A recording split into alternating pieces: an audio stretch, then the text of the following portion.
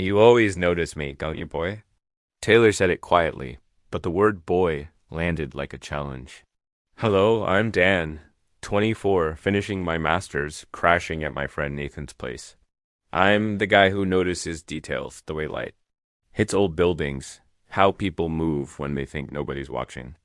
Taylor was Nathan's aunt, 41, divorced. She brought fresh bread every Sunday. I'd been noticing her for 3 months. That particular Sunday, she caught me watching her arrange wildflowers. Instead of looking away, she held my gaze. Maybe. I shouldn't, I said. She stepped closer. Maybe you should. But before we begin, let me know where in the world you're watching from today. It's always fascinating seeing who's joining us from around the world. I had been living in Marcus's spare room for 3 months now, working on my thesis in architectural preservation while teaching assistant work kept me barely afloat. The arrangement started as a temporary solution, just until I could find my own place. But something about the old brownstone's worn comfort made me hesitate to look elsewhere. Maybe it was the morning light streaming through tall windows, or the way the wooden floors creaked their particular song under my feet. Sunday mornings had fallen into a pattern. I found myself looking forward to more than I probably should. That was when Elena, Marcus's aunt, would arrive with fresh sourdough from the farmer's market, filling the apartment with the scent of fresh-baked bread and her quiet, steady presence. You know those people who seem to inhabit their own skin? Completely. That was Elena. She moved through spaces with a deliberate confidence. I never saw in women my age no rushed movements or second-guessing. Every gesture felt considered, like she had long ago decided who she was and settled into that truth. This particular Sunday, I was supposedly reading at the kitchen table, notes spread around my laptop like a paper hurricane. But my attention kept drifting to where Elena stood by the window, arranging wildflowers she had brought along with the bread. Her hands moved with practiced ease, turning stems just so, creating something artful from chaos that there was something mesmerizing about watching someone who knew exactly what they were doing, even in something as simple as arranging flowers. The morning light caught the silver threading through her dark hair, and I found myself studying the way she would pause, head tilted slightly, considering her next adjustment. That's when it happened. She turned, catching me mid-observation, and instead of the polite glance away that social grace demanded, she held my gaze. A slight smile touched the corner of her mouth, but she didn't look embarrassed or uncomfortable at finding me watching. If anything, she seemed amused. Intrigued? You always notice small things, don't you, Daniel? She said, her voice carrying that slight lilt that made everything sound like both a statement and a question. The way she said it, there was weight there, something more than casual observation. I felt heat creep up my neck, but I couldn't look away.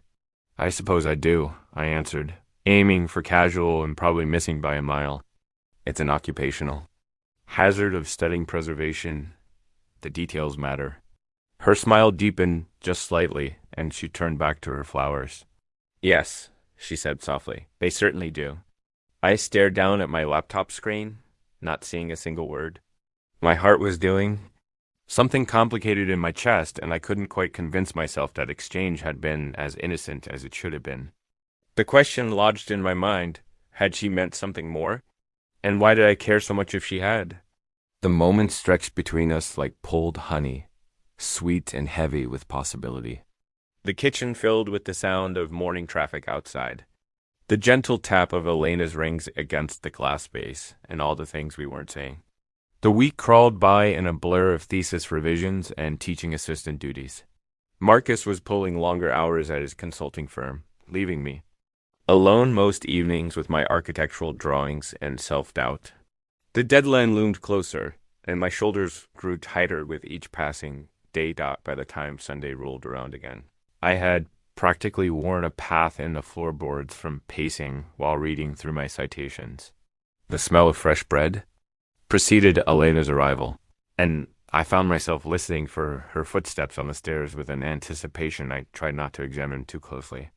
You look like you haven't slept, she said by way of greeting, setting down her market bags. There was no judgment in her tone, just that direct observation that seemed to be her trademark. I ran a hand through my hair, knowing it probably just made it worse. That obvious, huh? Obvious to anyone who's been through a thesis, she replied, moving through the kitchen with familiar ease. Marcus practically lived on coffee and determination his last month of business school. Speaking of Marcus, he emerged from his home office looking equally harried, his phone pressed to his ear. I watched Elena watching him, her expression shifting to one of knowing concern as he paced the living room, his free hand gesturing in that way it did when he was trying to solve problems. No, that's completely unacceptable, he was saying, voice tight. The Chicago team needs someone on site immediately. Yes, I understand it's Sunday. Elena and I exchanged glances as she unpacked her usual Sunday offerings. This was new. Marcus usually enforced strict boundaries around weekend work. He ended the call with a sharp exhale. I am so sorry, he said, already moving toward his bedroom. Major crisis with the Miller account. I need to be on a plane too. Chicago within the next 2 hours. Go, Elena said, simply, waving off his apologetic looks. I remember what it was like when your father was building the firm. Sometimes Sunday isn't Sunday. I watched their interaction, the easy understanding between aunt and nephew, the way no explanation was really needed. Marcus disappeared into his room to pack, his voice carrying as he made travel arrangements on his phone. Elena turned her attention to me, taking in the papers scattered across the dining table, the empty coffee cups, the obvious signs of academic distress. How much? Longer until submission? 3 weeks, I admitted, trying not to sound as panicked as I felt. I just need to find some quiet space to focus and pull it all together. Something shifted in her expression. A decision being made? You know, she said carefully. I have. A lake house about 2 hours north. Nothing fancy, but it's absolutely silent up there. Perfect for writing. My heart did that complicated thing again. Oh, I couldn't. It sits empty most of the time, she continued, her tone practical but her eyes holding mine. You need workspace. Marcus would want me to help. Marcus reappeared with his overnight bag, still apologizing. Elena shooed him toward the door with practiced efficiency, extracting a promise to call when he landed. After he left, the apartment felt different, the air charged with possibility. Elena turned back to me, one eyebrow raised. We could drive up this afternoon. If you're interested, you'd have the whole place to yourself. I hesitated, aware of all the reasons I should decline. But my thesis draft sat there accusingly, and the thought of uninterrupted time to work was tempting. You're sure it wouldn't be an imposition? Daniel, she said, my name somehow different in her mouth. I wouldn't offer if I wasn't sure. We both stood there, carefully not acknowledging what else might be possible in that isolated setting. What it might mean to step outside the safe boundaries of Sunday morning bread and flowers. Okay, I said finally, the word falling between. U.S. like a pebble breaking the surface of still water. Let me pack some things. Elena nodded, a small smile playing at the corners of her mouth. I'll make some calls. Get the place opened up. She gathered her purse, heading for the door. Meet me downstairs in an hour. I watched her leave, already wondering if I was making a choice I couldn't undo. The apartment felt emptier without. Her presence filled only with the sound of my heartbeat and all the things we weren't saying. The late afternoon sun slanted through the car windows as we headed north, casting long shadows across the dashboard. Without Marcus's cheerful chatter filling the space between us, I became hyper-aware of Elena's presence, the confident way she handled the wheel. The faint scent of her perfume mixing with the leather seats. You know those moments when something familiar suddenly feels new? That's what it was like, sitting there with her. I'd spent countless Sundays in Elena's company, but always with Marcus as our buffer, our reason for sharing space. Tell me more about your thesis, she said, breaking the contemplative silence. Adaptive reuse of historic buildings, that must be fascinating. I shifted in my seat, surprised by her genuine interest. It is, actually. I'm looking at ways to preserve architectural heritage while making buildings relevant for modern use. Professor Whitmore thinks I'm too focused on practical applications, though. He wants more theoretical framework. Ah, eternal battle between theory and practice. Elena smiled, navigating around a slower car with smooth precision. What drew you to preservation specifically? There's something about old buildings, I admitted, but finding myself opening up more than usual.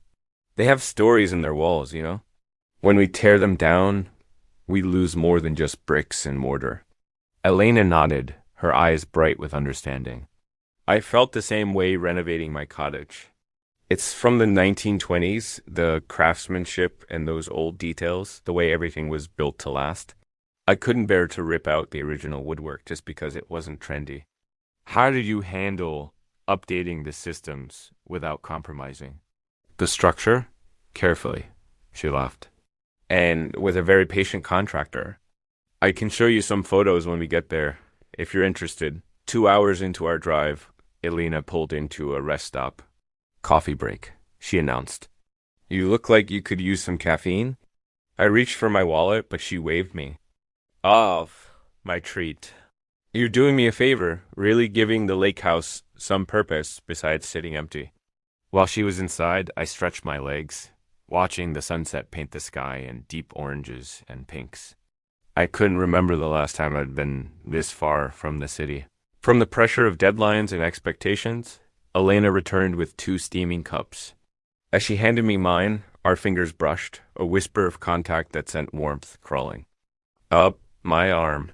She didn't immediately pull away, holding the moment a beat longer than accident would explain.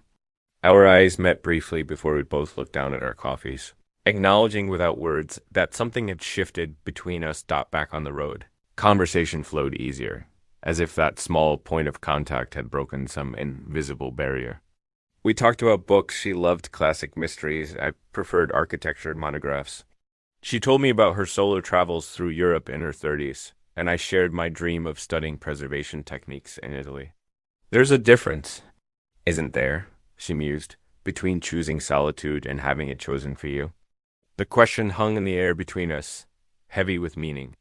I thought about my self-imposed isolation while working on my thesis, and wondered about her own story, the paths that led her to live alone in her carefully restored cottage. The sun was setting in earnest as we turned onto a narrow lake road, gravel crunching under the tires. Around one final bend, the lake house appeared, a sturdy craftsman structure with wide windows that caught the last golden light off the water's surface. It looked like something from another time, peaceful and removed from the world we'd left behind. Elena put the car in park, and for a moment neither of us moved, just taking in the view and the weight of this new privacy stretching before us.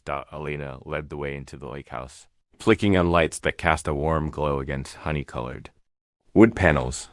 My footsteps echoed on the hardwood floors behind her, following as she pointed out each room. Kitchen's through here, she said, gesturing to a space that balanced vintage charm with modern convenience. Help yourself to anything in the fridge. I stocked it yesterday, thinking I might come up this weekend anyway. I caught glimpses of her personality everywhere, carefully chosen art pieces, well-worn paperbacks stacked on coffee tables, hand-woven throws draped over comfortable furniture. The house felt lived in despite its part-time status, loved in a way vacation properties rarely are. And this, Elena said, pausing before a closed door at the end of the hall, is the study. She turned the brass handle with a familiarity that spoke of countless similar gestures. The room that opened before us took my breath away. Floor-to-ceiling bookshelves lined 2 walls, their contents a mix of leather-bound classics and contemporary volumes. A large window overlooked the lake, now just a shimmer of moonlight through bare branches. But it was the desk that dominated the space, a massive oak piece that spoke of decades of use and care. It was my grandfather's, Elena said softly, moving to run her hand along its weathered surface. He was a literature professor at the State University. Spent 40 years at this desk, grading papers and writing his own books. She smiled, lost in memory. He understood the need for quiet spaces to think. I approached the desk slowly, noting the subtle marks of age ink stains, the The slight depression in the leather chair, places where countless elbows had rested.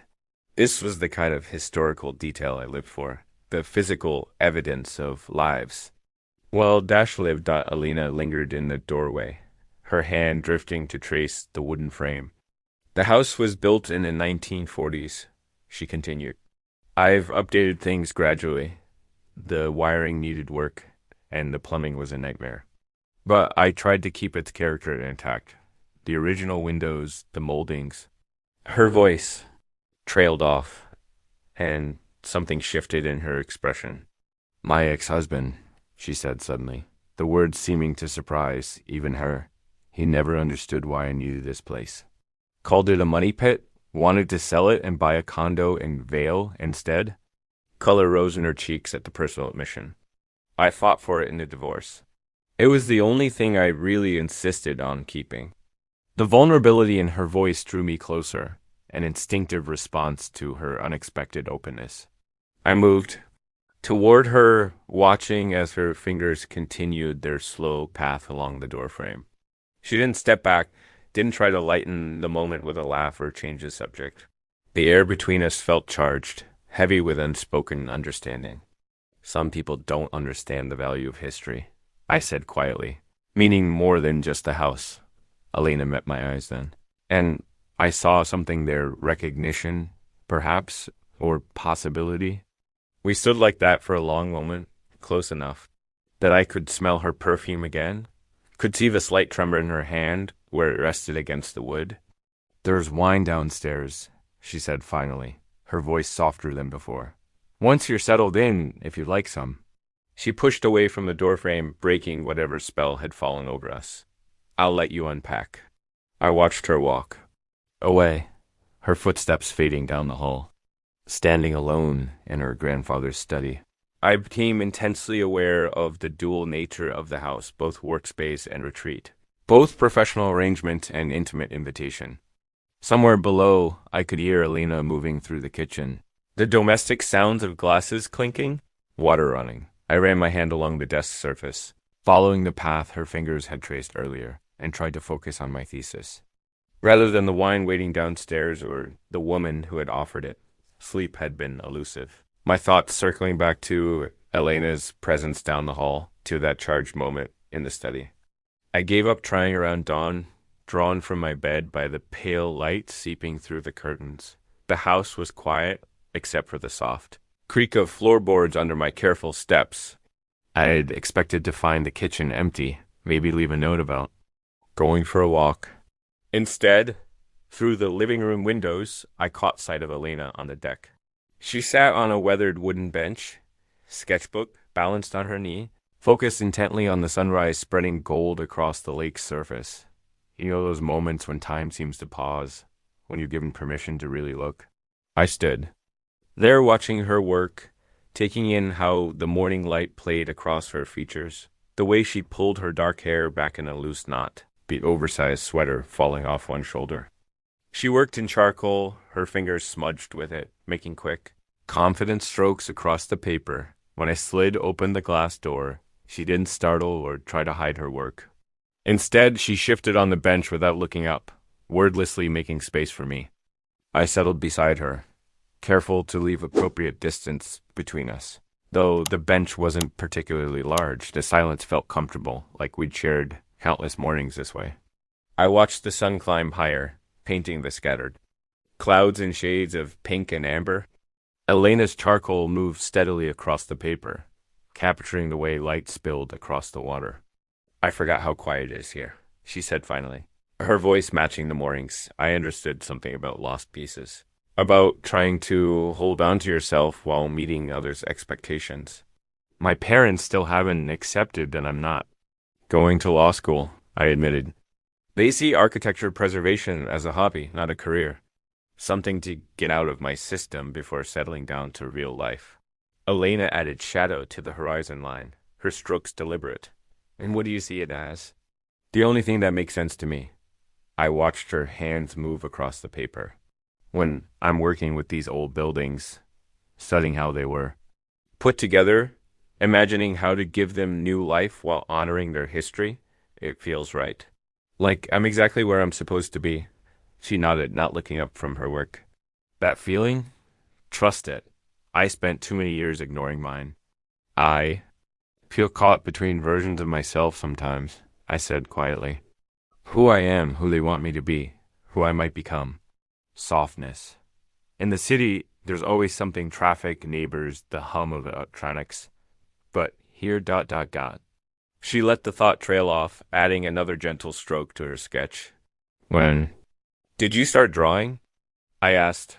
A small smile played at the corners of her mouth. I never stopped, actually. But there were years when I barely touched a sketchbook. She paused, considering her next words. Being someone's wife? It's easy to lose pieces of yourself, to forget the things that made you who you are. Art was mine before, during, after. Elena's hand stilled on the paper. 24 is young, she said, but her tone wasn't dismissive. If anything, it sounded like she was reminding herself of something. The morning light caught the silver threads in her dark hair, making them shimmer. Dot. We sat in another pocket of comfortable silence, the sun warming our faces. When Elena finally set aside her charcoal, she brushed her hands on her jeans, leaving faint gray streaks. I should make us breakfast, she said, rising from the bench. There's fresh coffee, too. I set the timer before coming out here. As I stood, our shoulders brushed. Neither of us pulled away or murmured an apology. The contact lingered for a heartbeat before we moved toward the sliding door. I glanced back at her sketchbook, left open on the bench. The sunrise was there, in bold strokes and subtle shadows, but in the foreground, almost suggested rather than drawn, were two figures sharing the deck's wooden bench. The smaller details, the way they leaned slightly toward each other, the comfortable space between them told their own quiet story. We walked into the kitchen together, morning light spilling through the windows behind us, the smell of coffee, growing stronger with each step. I tried to focus on my thesis notes, I really did. But Elena's presence in the house kept pulling at my attention, like a splinter I couldn't ignore. Every soft footfall in the hallway, every distant clink of a dish being put away, they all registered with crystal clarity. I'd read the same paragraph 4 times without absorbing a word. The study was beautiful, with its wall of windows overlooking the lake and the heavy wooden desk that held decades of academic thoughts. Any other time, it would have been the perfect workspace. Today, though, my mind kept drifting to our sunrise conversation, to the way Elena's shoulder had felt pressed briefly against mine. The afternoon light began to dim, and I glanced up too. See dark clouds gathering over the water. They rolled in fast, turning the lake's surface from blue to slate gray.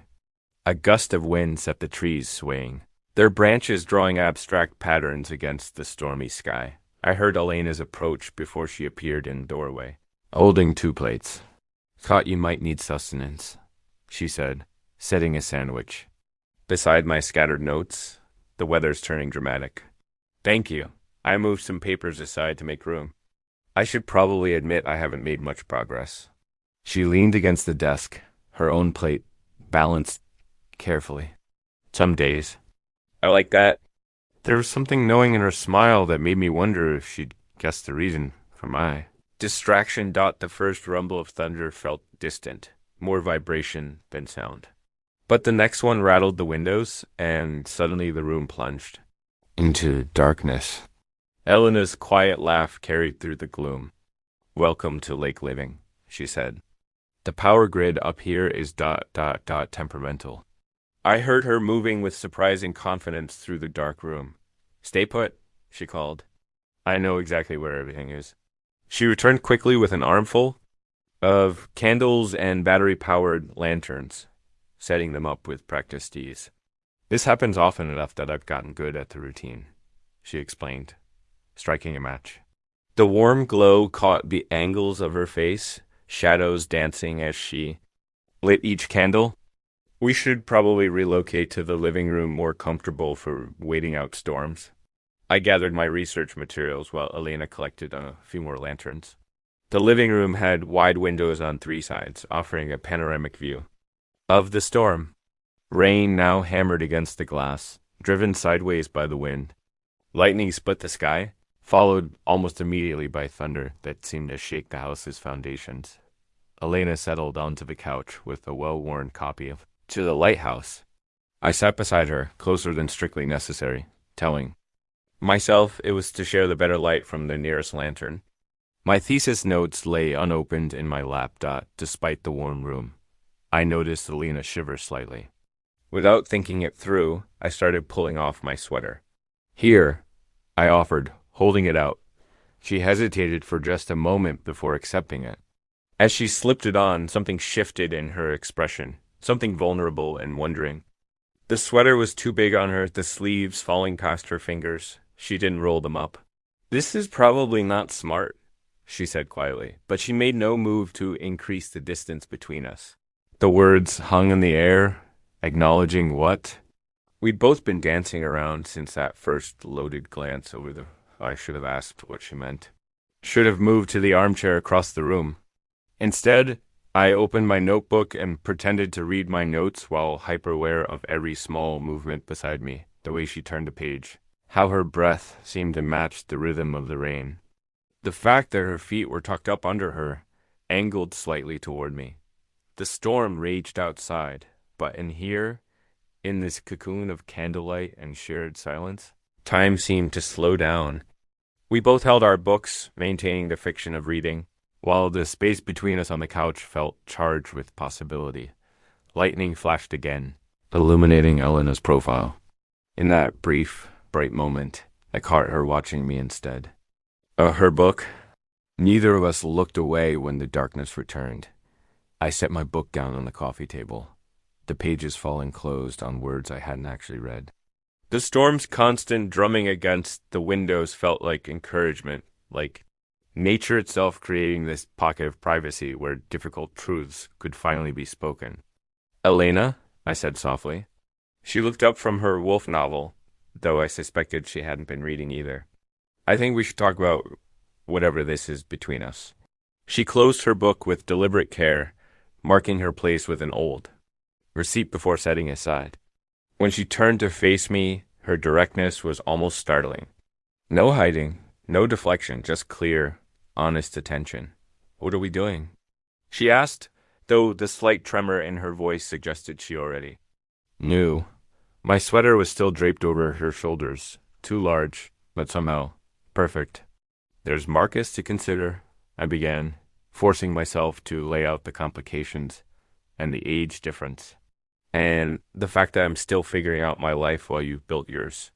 The words came easier than I'd expected, like they'd been waiting to be spoken. Asterisk, Elena nodded, her fingers absently playing with the cuff of my sweater. "Yes, all of that. And there's your future to think about. You're just starting out. Plus my past, my divorce, all of that baggage." She paused, looking down at her hands. "And this couldn't be casual. I think we both know that." Thunder rolled outside, and one of the candles flickered, sending shadows dancing across her face. Neither of us had moved away. If anything, we'd shifted closer while listing all the reasons we shouldn't. "I noticed you weeks ago," she admitted quietly. "The way you really look at things, at people, how you see details others miss. It made me feel ... seen, in ways I'd forgotten were possible." The confession hung in the air between us, demanding equal honesty in return. I started timing when I'd be in the kitchen on Sundays, I told her, just so I'd be there when you arrived. I'd pretend to be making coffee or reading, but really, I was waiting for you. She smiled at that, a soft, wondering expression that made her look younger somehow. "I knew about the coffee. You always had a fresh cup right when I walked in. Not very subtle, was I? Subtle enough that I looked forward to it every week." The rain intensified, sheets of water turning the windows into abstract paintings. The storm had created this bubble around us, this space where pretense felt unnecessary. The candlelight caught the silver threads in her hair, and I found myself memorizing how they gleamed. Elena shifted closer, raising her hand toward my face. But she stopped just short of touching me, her fingers hovering near my cheek. The moment stretched, filled with possibility and warning both. "If we do this," she said, her voice low and serious. We do it with eyes open. No pretending it's something. It's not. Her hand remained suspended between us, trembling slightly, and no making it less than it is, either. I could feel the heat from her almost touch, the promise and the challenge in her words. She leaned in slowly, deliberately, but stopped just before our lips could meet, waiting, leaving the final choice to me. The candles threw golden light across her features, and I could see every detail of this moment burning itself into memory. The sound of rain, the faint scent of her perfume mixed with the wool of my sweater. The way her breath caught slightly as she waited dot the distance between us held every reason we shouldn't, every complication we'd named. And behind my eyes flashed all the ordinary moments that had led here. Flowers in sunlight, coffee cups passed between hands, shared silence on a mooring deck. Small things that had grown into something undeniable. She stayed perfectly still, letting me choose, letting me close that final space if I dared. I closed the final distance between us, pressing my lips to hers with all the questions I couldn't voice. Would this change everything? Could we navigate the complexity? Her response was immediate and clear. She pulled me closer, one hand sliding into my hair while the other gripped my shoulder. The kiss deepened naturally, like a conversation we'd been waiting to have. I wrapped my arms around her waist, drawing her against me as the storm continued its percussion against the windows. She tasted faintly of the tea we'd shared earlier, and I could feel her smile against my mouth when we finally broke apart. We were both breathing unsteadily. Elena kept her hand pressed against my chest, and I knew she could feel my heart racing beneath her palm. The candlelight caught the flush in her cheeks, the slight disarray of her hair where I'd run my fingers. Through it, "I need you to be sure," she said softly, her eyes searching mine. Not caught up in the moment, not trying to prove something. Sure. The weight she placed on that last word carried all her concerns about Marcus, about the age gap, about the complications we'd listed earlier. I took her hand from my chest, turned it over in mine. As I traced her palm with my thumb, following the delicate lines there, I considered how to explain the certainty I felt. The thunder had softened to distant rumbles, leaving space for careful words. "I've been sure," I admitted, watching my thumb move across her skin since that first Sunday when you smiled at me over Marcus's head. I completely forgot what I was saying, mid-sentence, just ... Stopped talking, standing there with coffee pot, because he smiled and everything else disappeared. Elena's laugh was surprised and delighted, her fingers curling around mine. That long? The wonder in her voice made me look up, catch the mix of pleasure and disbelief in her expression. I remember that day. You were talking about preservation theory, and suddenly she mimicked my trailing off, and we both chuckled. That long, I confirmed, bringing her hand to my lips. Maybe longer. I just didn't let myself think about it too clearly. She shifted closer, tucking her legs underneath her on the couch. Then we should talk about what this means. What it can't be. What it might become. Her tone was gentle, but serious. Because this isn't something we can take lightly. I know. I kept hold of her hand as we began the necessary adult conversation about expectations and boundaries. The rain had settled into a steady rhythm, providing a soothing backdrop for difficult truths. "Marcus can't know," she said. "Not yet, not until we figure out if this is ... She gestured between us, searching for words. "Real?" I suggested. "Sustainable?" "Both?" She squeezed my hand, and we need to be realistic about the challenges. I'm established in my life. You're just starting yours. Our worlds are very different.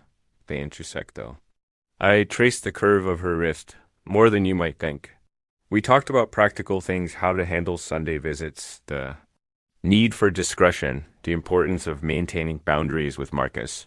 But with each serious topic we covered, the attraction between us seemed to intensify rather than diminish. There was something powerfully intimate about planning a future together. Even if that future was uncertain, the storm continued its gentle percussion as Elena curled against me, her head resting on my shoulder. My sweater was still draped around her, and I could feel the warmth of her through it. We both understood we were standing at a threshold. Everything we discussed had only brought us closer to crossing it. "We're really doing this?" she asked softly, though it wasn't really a question anymore. I pressed a kiss to her temple, breathing in the subtle scent of her shampoo. Eyes open, I reminded her, using her own words. "No pretending. It's something it's not." She hummed agreement, her fingers idly tracing patterns on my knee. The candles had burned lower, casting long shadows across the room, but neither of us moved to replace them. We sat in the growing darkness, letting the weight of our choices settle around us like a comfortable blanket. The rain pattered steadily against the windows as I held Elena, both of us quiet under the weight of everything. We discussed. The candlelight had softened, casting gentle shadows across the room while we processed the enormity of our choices. Her head rested perfectly in the curve of my shoulder, and I found myself memorizing small details, the way her breathing had synchronized with mine, how her fingers absently traced patterns on my knee. After a while, Elena sat up, turning to face me with an expression that mixed determination and vulnerability in a way that made my heart ache. The movement shifted my sweater on her shoulders, and she tugged it closer almost unconsciously. "We should talk about practical things," she said softly, "beyond just this weekend." I nodded, keeping hold of her hand. "Marcus," I acknowledged. "And whether this is ... I hesitated, not wanting to presume. "Whether this is just the storm or something more." She finished my thought, then shook her head. "I don't do casual, Daniel. Not anymore. I haven't been with anyone since the divorce, too. Years now. I need you to understand that." "I'm not looking for casual either," I assured her, reaching up to brush a strand of hair from her face. "What draws me to you is exactly that, your depth, your intentionality. The way you think things through, the way you move through the world. So deliberately." I paused, wanting to get the words right. "I've dated women my age. It always felt like we were playing at being adults, trying on different versions of ourselves. But you know who you are?" She touched my face then, her fingers tracing my jawline with such focused attention. It felt like she was trying to memorize the moment. Her eyes searched mine, dark and serious in a dim light. "You understand this changes things," she said. It wasn't quite a question, but I nodded anyway, turning my face to press a kiss against her palm. "I know," I said. "I wanted to." I pulled her closer then, and this time when we kissed, it was different, slower, more deliberate. No longer questioning what this was, but savoring what it had become. Her hands slid into my hair as mine spanned her back, drawing her against me until I could feel her heartbeat through my sweater she still wore. The storm had retreated to distant rumbles, like the world was giving us space for this moment. When Elena finally drew back, her eyes held mine with an intensity that made my breath catch. She stood slowly, smoothing her clothes with slightly unsteady hands. Then she extended her hand toward the stairs. The gesture was both invitation and choice. "Point, a threshold we could cross or step back from." In the silence, I could hear the rain still falling, nature's quiet percussion accompanying this pivotal moment. The house was dark, except for our flickering candles, shadows dancing on the walls like thoughts we hadn't voiced. I looked at her offered hand, then up at her face. Even in the dim light, I could read everything there: desire, certainty, and yes, a trace of perfectly natural nervousness. This wasn't just about tonight. This was about tomorrow, about Sundays to come, about navigating a connection that defied easy categorization. I took her hand. We stood together in the gentle darkness, fingers intertwined, allowing one last moment of decision to settle around us. Thunder rumbled in the distance, a soft counterpoint to our synchronized breathing. The candlelight flickered behind us as Elena took a step toward the stairs. Leading me away from the warm circle of light we'd created, I followed, leaving the candles burning behind us, tiny beacons in the storm-darkened house. Each step felt weighted with meaning, with choice, with the deliberate acceptance of whatever complexity lay ahead. The journey up the stairs felt infinite and immediate all at once, our joined hands the only point of contact between us. Each step carried weight, intention. The aged wood creaked beneath our feet, a quiet symphony with the rain still falling outside. My thumb traced circles on Elena's palm as we reached the landing, both of us moving with deliberate slowness. At her bedroom door, Elena paused. She turned to face me, her expression open and searching in the darkness. The moment stretched between us, heavy with everything unsaid but understood. Her eyes met mine, asking one final silent question. I answered by stepping closer, letting my free hand brush her cheek. She drew me inside, the door closing softly behind us. Her bedroom was beautifully simple. White linens glowed faintly in the darkness, and through rain-streaked windows, I could see the lake's surface rippling with stormlight. Elena moved to the knitstand, struck a match. The single candle, she lit, cast moving shadows across the walls, across her face as she turned back to me. We came together slowly, savoring the permission to finally touch after days of maintaining careful distance. My hands found their way into her hair, so much softer than I'd imagined, while her fingers traced the line of my jaw, learning the shape of me. Between kisses, we traded whispered confirmations. Yes, I breathed against her temple. Yes, she answered, drawing me closer. Outside, the storm provided perfect cover, its rhythm matching our own gradually quickening breaths and quiet sounds. Time became liquid, impossible to measure. Could have been minutes or hours we spent discovering each other, every touch deliberate and thorough. I hadn't expected such tenderness, but perhaps I should have. Everything about Elena was intentional, considered. The candlelight painted gold across her skin as we moved together.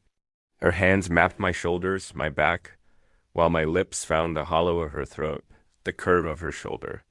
Each new territory explored with reverence, each sigh and shiver, noted and treasured. We took our time as if the storm had granted us a pocket of inflator much later. We lay intertwined, my head resting on her chest while her fingers drew absent patterns on my shoulder. Neither of us spoke. Words would have been insufficient for the moment, for the way everything had shifted and settled into new meaning. The storm was finally passing, leaving behind only gentle rain and the sound of our matched breathing. I felt myself drifting, weighted down by contentment and Elena's warmth. Her hand had stilled on my shoulder, her own breathing growing deeper and more even. The candle burned low, its flame dancing slower now, casting softer shadows. Through heavy-lidded eyes, I watched raindrops trace lazy patterns down the windows, their rhythm matching the quiet tide of Elena's breath. We stayed that way, suspended in that perfect moment between waking and sleeping, as the last rumbles of thunder faded into distance. The rain continued its gentle percussion, a lullaby accompanying our descent into dreams. Elena's arm tightened around me once, instinctively, before relaxing again. I pressed a kiss to her collarbone in response, tasting salt and warmth, before letting my eyes close completely. The last thing I registered was the perfect rightness of her heartbeat under my ear, steady and sure, leading us both into sleep. I woke to golden light streaming through rain-washed windows and the rich aroma of coffee drifting up from downstairs. The space beside me still held Elena's warmth, the indent of her head on the pillow suggesting she hadn't been gone long. For a moment, I just breathed, letting memories of last night settle into reality. Her scent lingered on the sheets, something subtle and warm, like amber. I found my sweater she'd borrowed during the storm folded neatly over the chair. Next to it lay my clothes from the night before, and I pulled them on slowly, savoring the quiet morning peace. The old wooden stairs creaked under my feet as I made my way down. I paused in the kitchen doorway, caught by the sight of Elena, the counter. She wore my sweater again, the sleeves pushed up to her elbows as she moved through the familiar motions of making coffee. Morning light caught the silver in her hair, and something in my chest tightened at how right she looked there. She turned at my approach, and I held my breath, but there was no awkwardness in her expression, no hint of regret, Just a soft smile. That reached her eyes. Morning, she said, holding out a steaming mug. Our fingers brushed during the handoff, deliberate this time. Come outside, she asked. The lake's beautiful after a storm.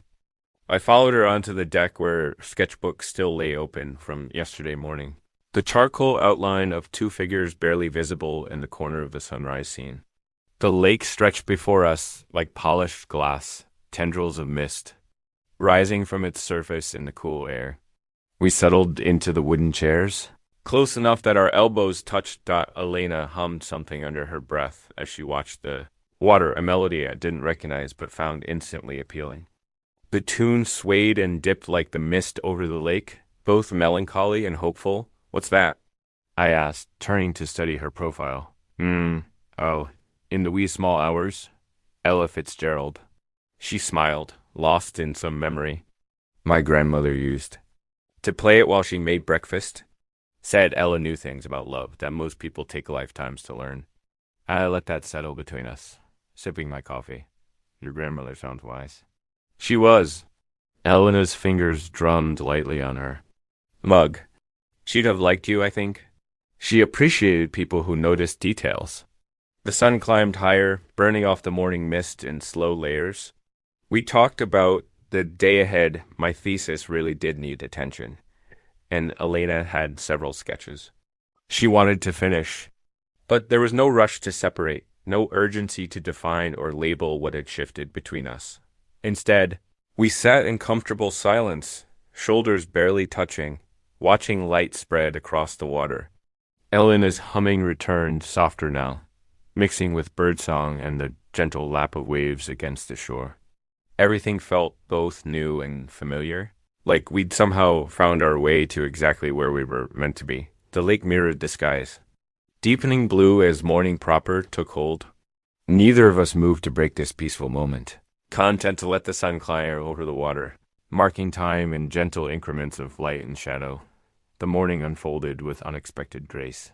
Settled at the antique desk in Elena's study, I found myself writing with a focus that had eluded me for weeks. The house creaked and settled around me, and occasionally I heard Elena moving through distant rooms, the soft pad of her footsteps, the whisper of pencil on paper as she worked on her sketches. Rather than pulling me from my work, her presence felt like an anchor, keeping me steady. Sunlight shifted across the desk as morning deepened. I was deep in a paragraph about preservation techniques when Elena appeared with a plate of sandwiches and fresh fruit. She set them beside my laptop, bent to kiss my temple, her hand resting briefly on my shoulder. Keep going, she murmured, and then she was gone, leaving only the lingering warmth of her touch and the scent of her soap. The afternoon light had turned golden when my phone buzzed. Marcus's text pulled me back to reality. Heading home tomorrow. How's the thesis coming? I stared at the screen, thumb hovering over the keys. Everything felt different now. Nothing had really changed. I kept my response simple. Making good progress. Thanks for the space to focus. Elena and I? Dinner together, moving around each other in the kitchen with new awareness. Over pasta and wine, we talked about what came next. No grand declarations or complicated plans. Just honest conversation about letting things unfold, naturally. Marcus doesn't need immediate explanations, Elena said, twirling pasta on her fork. We're both adults. We can take time to understand what this is becoming. I nodded, relief mixing with gratitude for her wisdom. I'll stay tomorrow, actually finish this chapter while the momentum's good. You'll head back for your market routine. She smiled. Some patterns are worth keeping. Later, we paused in the upstairs hallway. We'd agreed on separate rooms. Tonight's space to process, to let the weekend settle into our bones. But Elena caught my hand before I could turn away. No regrets? She asked softly, making it both question and statement.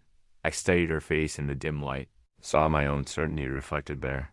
None, I said, and kissed her once, gentle and sure. She leaned into it briefly before stepping back. Her smile, small but steadied out morning, came too quickly.